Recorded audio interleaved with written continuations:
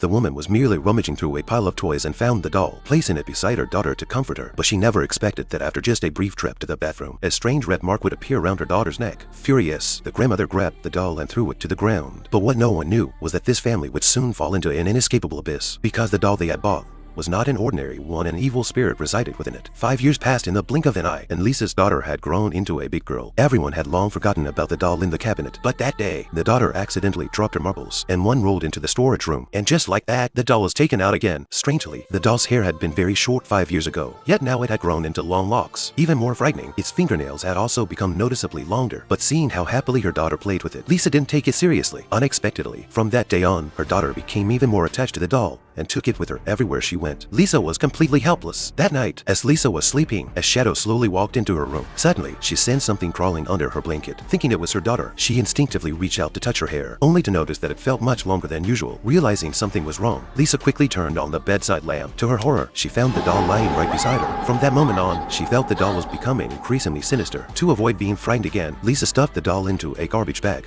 while her daughter was at school and threw it downstairs without hesitation. She thought this would put an end to everything, but the moment she returned home, she heard a knock on the door. Confused, Lisa went to check, only to find the doll had somehow returned home. In anger, she raised her hand and furiously beat the doll over and over. But when she was exhausted, she suddenly found the doll sitting on her daughter's bed. Only then did Lisa realize the one she had been beating was actually her daughter. The shock left her utterly terrified. Luckily, it was just a dream. But the next second, the familiar knocking sound returned once again. She opened the door in confusion, and the doll was truly back at her doorstep.